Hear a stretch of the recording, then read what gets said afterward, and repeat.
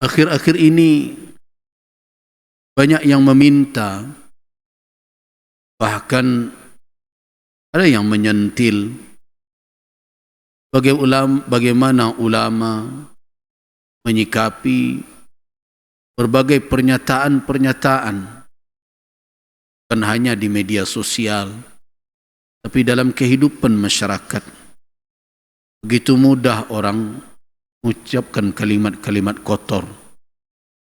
Dalam bahasa kita, mohon maaf, disebut dengan bercarut, mengatakan perkataan-perkataan yang tidak benar dan tidak pada tempatnya.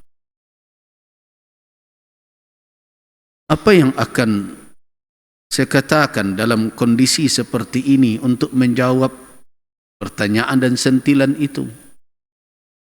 Sudah 8 tahun yang lalu, Majelis Ulama Indonesia menyampaikan fatwa.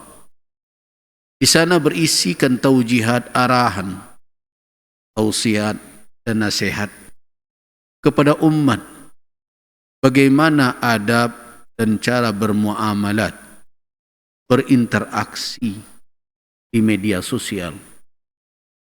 Fatwa, kalau tidak salah, nomor 24 tahun 2017 sudah menjelaskan berbagai adab yang harus kita patuhi.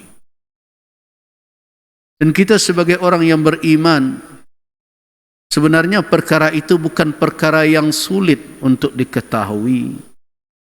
Bukanlah perkara yang rumit untuk kita menilainya, bahwa perkataan-perkataan yang seperti itu bukanlah perkataan yang patut keluar dari seorang mukmin, apalagi kalau dijadikan itu sebagai alat untuk mensosialisasikan diri, membuat diri populer.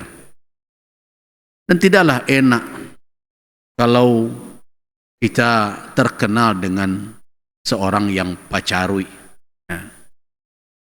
Tetapi sejauh mana fatwa dan nasihat para ulama tentang persoalan ini didengarkan, itu persoalan yang mendasar. Kenapa? Karena di era seperti sekarang, orang tidak ingat dengan ayat Allah, ma yalfizu min qaulin. Tidak ada suatu lafaz, suatu ungkapan yang diperkatakan, melainkan ada raqibun atid, ada yang mengawasi, ada yang terus menilai apakah yang dilakukan itu benar atau keliru. Banyak orang lupa bahwa ada raqib, ada atid yang senantiasa mengawasinya. Nah, karena itulah makanya, karena kelupaan atau mungkin karena memang tidak ambil peduli saja, cara-cara seperti itu menjadi suatu hal yang seolah-olah itu dilakukan tidak berdosa saja. Tidak ada rasa bersalah. Dan tidak malu kepada diri. Dan tidak malu kepada anak cucu yang nanti bisa saja mendengar dari jejak digital yang telah termuat, yang bisa dibuka kapan saja. Malu kepada manusia telah hilang. Karena itulah makanya seseorang mulai bersilantas angan saja mengatakan apa yang dia ingin katakan. Malu kepada manusia itu hilang disebabkan oleh apa? Karena rasa malu kepada Allah telah lebih dahulu hilang dari diri insan. Kita ingat hadis Nabi SAW ketika beliau mengatakan, istahyu minallahi haqqal haya. Malulah kepada Allah sebenar-benar malu. Qulna, kata sahabat, kami berkata kepada Rasul, nastahi minallah ya Rasulullah. Kami malu kepada Allah ya Rasul. Kata Rasulullah sallallahu alaihi wasallam, laisa dzak. Bukan itu yang saya maksud. Yang dimaksud malu kepada Allah Subhanahu wa ta'ala adalah orang yang menjaga ra'sah wa ma wa'a, yaitu yang menjaga kepalanya dan apa yang ada di kepalanya itu, matanya, pendengarannya, lisannya. Orang yang malu kepada Allah Subhanahu wa ta'ala tidak akan berbicara seenaknya saja, karena dia sadar Allah Subhanahu wa ta'ala Sami', Raqib. Dia tidak akan berkata seenaknya saja.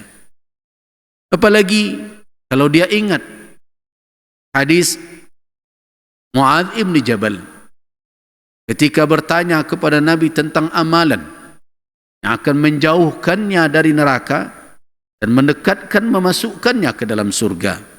Setelah dijelaskan oleh Nabi SAW, begitu panjang hadis itu, kemudian Nabi berkata kepada Mu'adz, ya Mu'adz, atuhibbu Mu'adz, maukah engkau, senangkah engkau aku tunjukkan, adulluka bima, dengan apa engkau bisa menguasai amalan yang banyak yang akan memasukkan engkau ke dalam surga dan menjauhkan engkau ke dalam neraka itu?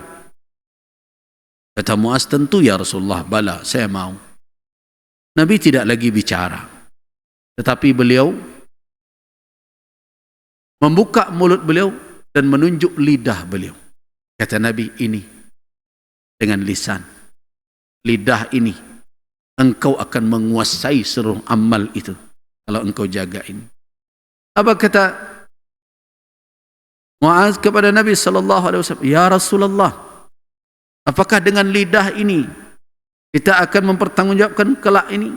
Semua itu dengan lidah. Kata Nabi, ya Mu'adz, hal yukabbu ahadun finnar, apakah ada orang yang ditunggang balikkan ke dalam neraka melainkan illa kecuali min hasaidi lisani, disebabkan karena menuai dari perkataannya sendiri.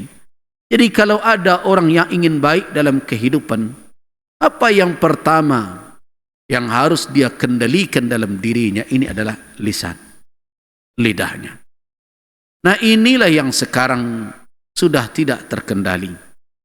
Bukan hanya perkara berkata keji dan carut, tapi berkata bohong, mencela, mencaci maki. Dan yang membuat kita malu lagi adalah begitu ringannya orang-orang yang menampilkan diri di media sosial, menceritakan urusannya dengan suaminya di rumah, di dalam kamar, urusannya dengan istrinya di dalam kamar, menampilkan berbagai macam tindakan yang mengarah kepada perbuatan-perbuatan seksual yang semestinya dengan rasa malu hal itu tidak mungkin mereka tampilkan, mereka ceritakan. Wahai kaum muslimin, jamaah Jumat rahimakumullah, di dalam hadis yang diriwayatkan oleh Al-Imam At-Tirmidzi rahimahullah, Nabi SAW telah mengingatkan bahwa laisal mu'min, orang yang beriman itu bukanlah ta'an walal la'an walal fahish. Orang yang beriman itu bukanlah ta'an. Apa makna ta'an? Ta'an yaitu mencela orang, menimpakan aib kepada orang, apalagi mencari-cari aib orang yang telah ditutupi oleh Allah Subhanahu wa ta'ala. Laisa ta'an. Dan begitu juga la'an. Apa makna la'an? Yang tiap sebentar mengutuk orang, melaknat orang. Dan tidak juga fahish.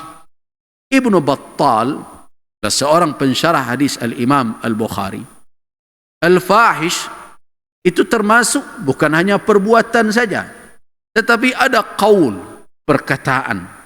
Apa perkataan yang dikatakan fahish, keji? Di antaranya adalah perkataan-perkataan yang mengarah kepada hal-hal yang berbau seksual, hal-hal yang mengajak orang untuk hilang rasa malu.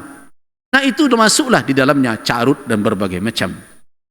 Ulama sudah lama mengingatkan hal yang seperti ini. Kuncinya adalah malu. Sekarang orang-orang yang begitu berani mengucapkan kalimat-kalimat kotor seperti itu, menayangkannya ke tengah orang banyak, pada dasarnya adalah telah kehilangan rasa malu. Dan kita tahu orang yang kehilangan rasa malu pada hakikatnya adalah orang yang kehilangan bahagian dari keimanannya. Bukankah Nabi SAW telah mengingatkan, al-iman bid'un wa syab'una su'abah. Iman itu lebih dari 70 cabangnya. A'laha, yang tertinggi adalah la ilaha illallah. Wadnaha wa adnaha, yang terendah dari cabangnya adalah imatatul adha 'anit tariq, menyingkirkan yang akan mengganggu dari jalan orang lewat. Kemudian wal haya'u minal iman, dan malu itu bahagian dari iman. Nah, orang yang hilang bagian keimanannya lah yang ingin atau yang mudah untuk menyebarkan perkataan-perkataan yang tidak bermalu, fahisyah minal qaul. Kata al-fahsh juga sering diartikan dengan perzinaan. Karena itulah ayat yang melarang orang mendekati zina, apa kata Allah penutup ayat itu? Innahu kana fahishatan. Sesungguhnya perzinaan itu adalah fahisyah, sesuatu yang keji. Apa makna al-fahish? Apa bedanya dengan sesuatu yang keji yang lainnya? Kata fahisyah pada hakikatnya adalah perbuatan keji yang mudah dideteksi oleh orang yang memiliki karakter yang sehat. Yang sehat mentalnya, yang sehat jiwanya. Dia akan tahu bahwa perbuatan dan perkataan yang dikatakan Allah Subhanahu wa taala fahisyah itu adalah perbuatan yang tidak baik. Itu yang pertama dikatakan kenapa fahisyah. Yang kedua, fahisyah itu tidak hanya merusak orang yang berbuat, tetapi akan merusak orang banyak. Makanya perbuatan kaum Nabi Lut, yaitu homoseksual itu, apa kata Nabi Lut sebagaimana yang dikatakan oleh Allah Subhanahu wa taala, innakum, sesungguhnya kamu ta'tuna, kamu mendatangi fahisyah, satu perbuatan keji. Kenapa dikatakan keji? Karena efek dari perbuatan itu tidak cukup hanya merusak orang yang melakukan, tetapi akan menyebar ke tengah masyarakat, akan menjadi blunder, akan menjadi sesuatu yang semakin hari akan membesar. Itulah perbuatan homoseksual. Kalau berjalan, manusia akan kehilangan keturunan. Tugas-tugas mereka di muka bumi sebagai khalifah tidak akan berjalan. Artinya apa? Ini merusak sistem keturunan dan merusak kelangsungan umat manusia. Dan ditambah penyakit ini akan menyebar kemana-mana. Nah, sedangkan perbuatan-perbuatan kotor dalam bentuk qaul, dalam bentuk perkataan, kenapa disebut juga oleh orang fahisyah minal qaul, perbuatan keji seperti tadi juga? Karena memiliki dua karakter itu pula. Yang pertama, orang yang memiliki hati yang bersih, orang yang memiliki tabiat yang sehat, yang tidak rusak mentalnya, tahu ini tidak patut diucapkannya. Jangan katakan tidak tahu. Karena itu tidak semua yang kita lakukan itu harus menunggu fatwa ulama baru kita hentikan. Hari ini sebagian orang entah tujuan ingin mengatakan ulama tidak hadir di tengah masyarakat, entah dengan tujuan mengatakan ulama tidak peduli dengan persoalan umat, entah ingin mengatakan ulama ini apa salah kerajonyo, umat sudah seperti ini. Kalau itu maksudnya, berarti anda bukan ingin mengingatkan umat, tapi menjauhkan umat dari ulama, seolah-olah ulama ini tidak peduli, ulama ini tidak menjalankan tugas keilmuannya. Padahal jauh-jauh hari, coba bayangkan 2017, sekarang sudah 2025, sudah keluar fatwa bagaimana bermuamalat. Kalau kita tidak tahu dengan fatwa itu, mungkin ada dua kemungkinan. Yang pertama, terbatas ulama dalam mensosialisasikan, karena yang hadir di dalam ceramah dan bermacam itu tidak banyak. atau mungkin terbatas lembaga karena alasan-alasan klasik biasanya, keuangan dan berbagai macam, dan jaringan yang tidak memadai sehingga tidak tersosialisasikan, atau alasan kedua, kita yang tidak mau peduli dengan apa yang telah disampaikan oleh ulama selama ini. Di situ sudah dipandu bagaimana bermuamalat, bagaimana berinteraksi di tengah masyarakat. Jangan langgar ketentuan syarak. Bukan hanya dari sisi perkataan. Hari ini kita heboh dengan banyaknya konten-konten yang isinya adalah kalimat-kalimat jorok. Bagaimana dengan pakaian? Bagaimana dengan perilaku? Kita sedih melihat orang yang semestinya menjadi tauladan di tengah masyarakat. Guru misalnya berjoget di depan kamera, main media sosial. Sedangkan kita melarang anak-anak untuk jangan melanggar aturan-aturan kepatutan. Kita ajarkan kepadanya sumbang 2 baleh. Kita ajarkan hal yang tidak patut jangan dilakukan. Tetapi orang yang mestinya menjadi tauladan malah melanggar dan dipertontonkan kepada orang banyak. Apakah itu suatu hal yang benar? Jangan dikatakan pula ulama tidak mengingatkan ini. Sudah bertahun-tahun ulama mengingatkan hal itu. Jangan dilakukan. Kenapa? Karena perbuatan itu sebenarnya mudah diketahui oleh diri kita. Sebagai manusia yang sehat mentalnya, tahu bercarut itu tidak benar. Sebagai seorang yang tahu, yang mentalnya sehat, tahu seorang yang menjadi panutan, yang menjadi tauladan, tidak patut bergoyang-goyang di depan orang banyak seperti itu. Apalagi kalau ada yang menyandang gelar datuk, gelar malin, gelar memegang jabatan-jabatan adat.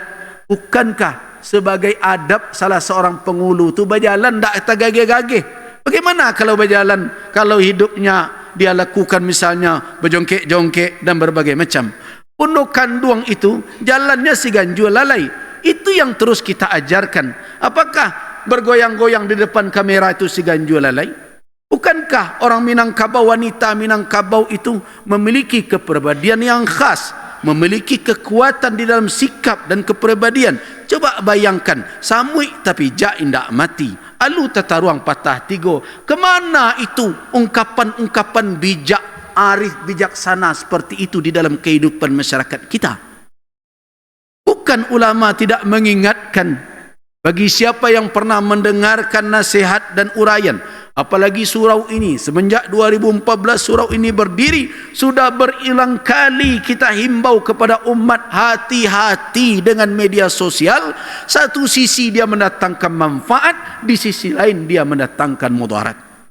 Nah sekarang, apakah dengan ceramah seperti ini, khutbah seperti ini, tausiah ataupun fatwa yang dikeluarkan akan berhenti semua itu? Itu sangat bergantung dengan apa? Dengan kesadaran kita yang mendengarkannya. Ulama tidak punya kewenangan untuk menutup channel itu. Ulama tidak punya kewenangan untuk menangkap orang yang berbuat begitu. Tetapi yang punya kewenangan penuh hari ini adalah orang-orang yang diberikan kekuasaan dan kewenangan untuk menyaring, memfilter, untuk melihat konten-konten yang tidak mendidik seperti itu. Sudah saatnya untuk dihentikan oleh pihak yang berwenang. Apakah ada kewenangan itu pada ulama? Tidak ada. Adakah itu pada lembaga keulamaan? Tidak ada. Ulama hanya diberi ruang berfatwa. Jadi kalau ada nanti yang berkata pula, ulama kok pandai mengecek senyo. Saya mau bertanya kepada orang yang berkata begitu. Selain mengecek, apa yang saudara serahkan lagi kepada kami? Saya ingin bertanya, selain mengecek, apa lagi? Bisakah kami menangkap? Tidak. Saudara telah serahkan, rakyat telah serahkan urusan tangkap menangkap kepada aparat. Bisakah kami mengeluarkan perintah? Kalau melanggar ada hukuman? Tidak. Urusan itu sudah rakyat serahkan kepada perwakilan, kepada eksekutif, kepada legislatif, kepada yudikatif. Terus apa yang tinggal di ulama? Nah, kalau khutbah seperti ini akan dijawab pula, hanya pandai mengecek dan berketubah saja, saya ingin bertanya kepada orang itu, apa lagi yang bisa kami lakukan? Sebentar lagi mungkin berkhutbah ini pun dilarang oleh orang. Mungkin berbicara seperti ini pun tidak mungkin lagi di tengah orang banyak. Nah, kalau kita terus setiap berbagai persoalan dan peristiwa kita hantamkan kepada ulama seolah tidak berbuat, berarti kita tidak ingin hidup lebih baik. Ulama semakin hari semakin dibatasi ruang geraknya di tengah umat, tidak punya kewenangan. Hari ini apakah ada kewajiban orang-orang yang memiliki kewenangan itu harus beria, bertidak, memupakai, bermusyawarah dengan ulama sebelum mereka melahirkan kebijaksanaan? Tidak ada. Bapak-bapak semua sudah serahkan itu kepada orang-orang yang hari ini bapak-bapak sebut itu wakil bapak-bapak sebut. Nah, dalam perkara seperti ini, saya bukanlah mengatakan bahwa ulama itu bersih. Karena kullu bani Adam la khata'. Tetapi saya berharap umat hari ini menyadari bahwa kita telah serahkan berbagai kewenangan ke pihak-pihak tertentu. Nah, merekalah yang sepatutnya bersama-sama kita tuntut selamatkan generasi ini dari berbagai macam kerusakan moral itu. Anda semua memiliki kewenangan untuk itu. Anda semua memiliki kewenangan untuk mengambil berbagai kebijakan, keputusan dan bisa mengeksekusinya. Nah, kalau tidak juga itu, tinggallah lagi yang terakhir apa? Kita sebagai orang tua, bapak-bapak yang bertanggung jawab atas anak. Kita yang akan dituntut di hadapan Allah Subhanahu wa taala. Apakah kita telah menjalankan tugas melakukan tarbiyah? Ingat, sebagai seorang wali, seorang yang bertanggung jawab atas keluarga, seseorang yang diberikan amanah, mas'ulun, akan diminta pertanggungjawaban. Ar-rajulu, seorang laki-laki, dia mas'ulun, diminta pertanggungjawabannya terhadap keluarganya. Apa tanggung jawab itu? Yang pertama adalah tanggung jawab nafkahnya. Yang kedua tanggung jawab riayah, menjaga, melindunginya dari segala mudarat, segala mafsadah. Dan yang ketiga adalah tanggung jawab tarbiyah, mendidiknya, membinanya, mengarahkan ke arah yang tepat. 3 tanggung jawab itulah yang harus dijalankan oleh laki-laki. Dengan alasan 3 itulah makanya mereka dikatakan ar-rijalu qawwamuna 'alan nisa. Jadi qawwamuna 'alan nisa bukan pangkat yang dipetantang petenteng untuk kita banggakan. Sayalah yang menjadi kepala rumah tangga, sayalah yang jadi pimpinan, sayalah yang memikul tanggung jawab. Bukan itu, tetapi itu diberikan oleh Allah karena 3 tugas tadi. Yang pertama al-infaq alaihim, yaitu memberikan nafkah, bertanggung jawab atas mereka.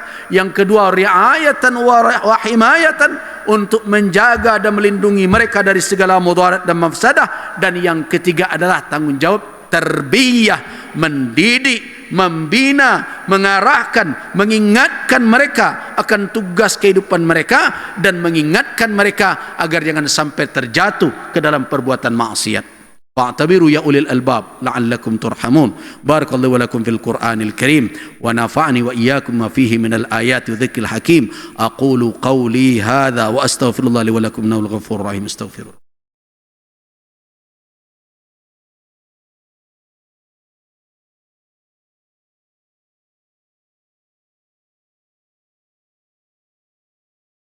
الحمد لله الذي هدانا لهذا وما كنا لنهتدي لولا أن هدانا الله.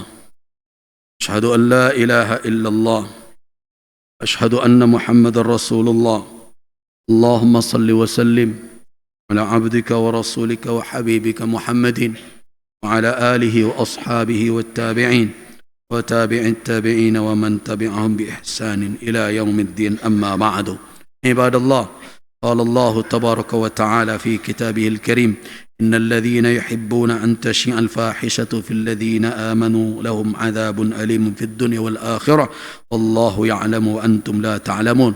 وقال في آية أخرى الذين يجتنبون كبائر الإثم والفواحش وإذا ما غضبوا هم يغفرون. صدق الله العظيم. عباد الله, ketika kita berbicara tentang menjaga lisan, kita tahu bahwa lidah ketika telah berucap merupakan sesuatu yang sulit untuk ditarik ulang kembali. Suatu perbuatan, perkataan yang telah terucap tidak semudah itu untuk meralatnya. Apalagi ketika pernyataan-pernyataan tersebut direkam, memiliki rekam jejak yang nanti anak-anak kita bisa melihat pernyataan-pernyataan itu. Keturunan kita bisa mendengar ucapan-ucapan itu. Apakah tidak malu orang yang mengatakan demikian? Ketika anak cucunya nanti sedikit memiliki kesadaran, tahu dengan hak dan batil, halal dan haram, melihat kakeknya, neneknya ucapkan hal-hal yang demikian. Karena itu, apa yang perlu kita ingat dalam situasi seperti ini? Betul, di dalam keadaan dunia seperti sekarang, ukuran benar salah kadang sudah bergeser. Tidak lagi ukuran diturunkan oleh Allah, tetapi ukuran material. Terkadang yang seperti itu disukai oleh orang, disenangi oleh sebagian orang. Demi untuk meraup material, akhirnya tidak ada rasa berdosa dalam melanggar aturan syariat. Saya ingin mengajak kita semua, kalau seandainya masih ada punya rasa malu pada Allah Subhanahu wa taala, sebagaimana yang diingatkan oleh Nabi tadi, yaitu istahyu minallah haqqal haya, maka malulah ketika kita telah mengucapkan kalimat-kalimat yang tidak pantas kita bawa keluar dari kamar kita. Kalimat-kalimat yang hanya bisa diucapkan ketika seseorang bersama dengan pasangannya, dengan suaminya dan istrinya. Itulah yang dikatakan ar-rafath.